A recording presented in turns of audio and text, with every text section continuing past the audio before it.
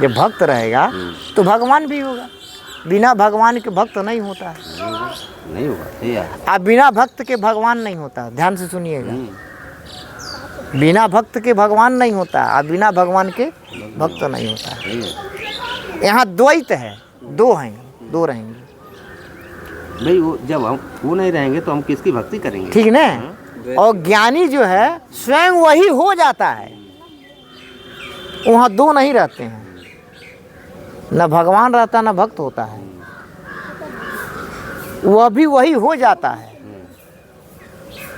यानी वह भी परमात्मा ही हो जाता है। दोनों में अंतर है भक्त और ज्ञानी में। इसीलिए भगवान श्री कृष्ण ने कहा कि ज्ञानी हमारा स्वरूप है। सही कहा उन्होंने, सही कहा है। गीता को आप बढ़िया से अगर समझ जाइए, लोग पढ़ते हैं क्योंकि गीता सारे वेदों का, उपनिषदों का सार है, और सार चीज़ बड़ा कठिन होता है, समझना उसको बड़ा कठिन होता है। और आप सुनते जाएंगे, न समझ में आओ तब भी सुने, समझ में आओ तब भी सुने, तब ठीक नहीं है। नहीं समझ आओ तो क्रॉस क्वेश्चन करना चाहिए, क्रॉस क्वेश्चन जरूर करना चाहिए। नहीं क्रॉस क्वेश्चन करेंगे तो कैसे समझेंगे? नहीं जान पाएंगे। अर्जुन को नहीं समझ में आ रहा था तो उन्हें वो कृष्ण से क्रॉस क्वेश्चन नहीं करते थे,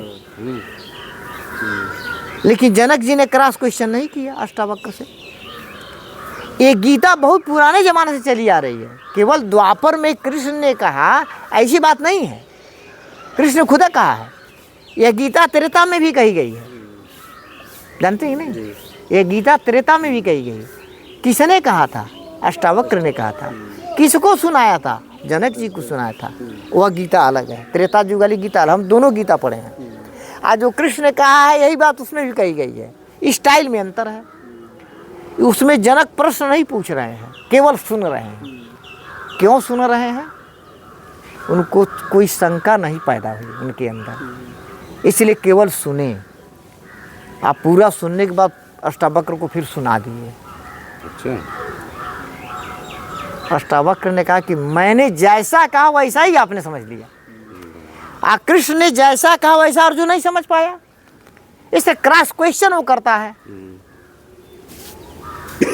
कई बार क्रॉस क्वेश्चन किया है, फिर कृष्ण ने समझाया, फिर क्रॉस क्वेश्चन किया है, फिर कृष्ण ने समझाया है।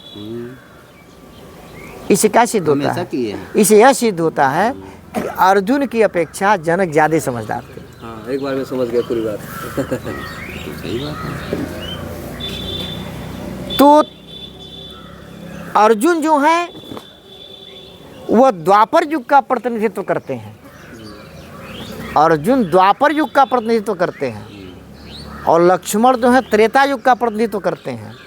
ये दोनों भक्त हैं, अर्जुन भी भगवान के भक्त हैं और लक्ष्मण भी भगवान के भक्त हैं।